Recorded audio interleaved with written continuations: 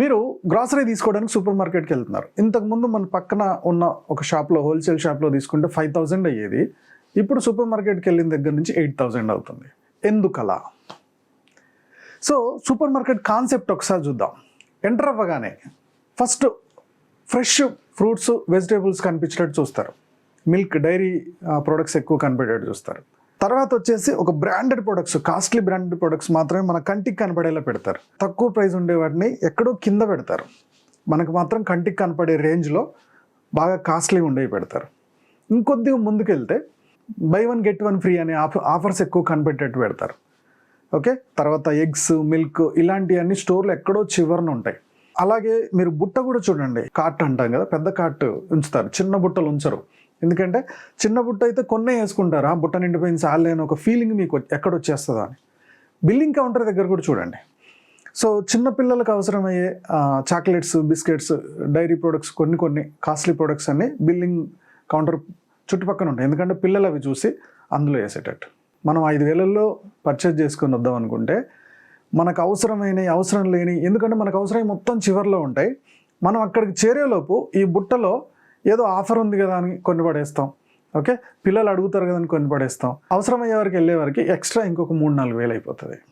సగం ఎక్స్పైర్ అయిపోతాయి, సగం వాడకుండా అంతే వదిలేస్తూ ఉంటాం.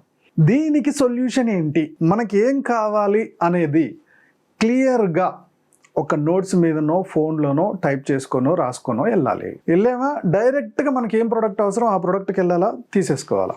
ఓకే, చుట్టుపక్కల ఏ ఆఫర్స్ మనకొద్దు. ఇది లేదు కదా, ఇది ఉంది కదా అని చెప్పేసి ప్రతిదీ ఉన్నట్లే అవసరమైనట్టే అనిపిస్తూ ఉంటుంది. అవన్నీ అందులో పడేస్తూ ఉంటాం. సో చాలా బడ్జెట్ ఫ్రెండ్లీగా వెళ్ళాలంటే ముందు లిస్ట్ రాసుకోండి. కరెక్ట్గా అవి ఎక్కడ ఉంటాయి అక్కడికి వెళ్ళిపోవాలి, టక్క తెచ్చేసుకోవాలి, బిల్ వేయాలి. అప్పుడు బడ్జెట్లో మీరు తీసుకొస్తారు. అంటే అనవసరపు ఖర్చులు ఎక్కువ పెట్టేసుకుంటున్నారు. దాన్ని కంట్రోల్ చేయడానికి ఏకైక మార్గం లిస్ట్ ప్రిపేర్ చేయడమే.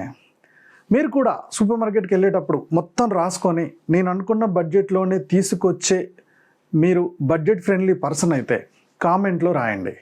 నేను నా బడ్జెట్లోనే నా లిస్ట్ ప్రకారమే ప్రొడక్ట్స్ తీసుకుంటా, ప్రతి నెల ఎక్స్పెన్సెస్ పెరగట్లేదు, ఒకవేళ పెరిగితే పెరుగుతున్నాయి, ఈ మంత్ నుంచి నేను కంట్రోల్ చేస్తా, కామెంట్లో పోస్ట్ చేయండి. దీనివల్ల ఏం జరుగుతుంది, మీ కామెంట్లో మీరు ఇన్వాల్వ్ అవుతున్న కొద్దీ, మీరు కామెంట్ పోస్ట్ చేస్తున్న కొద్దీ చాలామంది అబ్జర్వ్ చేస్తారు, అయ్యో చాలామంది పర్ఫెక్ట్గా లిస్ట్ ప్రకారం వెళ్తున్నారు, నేనే మిస్లీడ్ అయిపోతున్నానేమో, కొద్ది జాగ్రత్త పడదాం అని చెప్పేసి ఆ కామెంట్లు చూసి జాగ్రత్త పడతారు.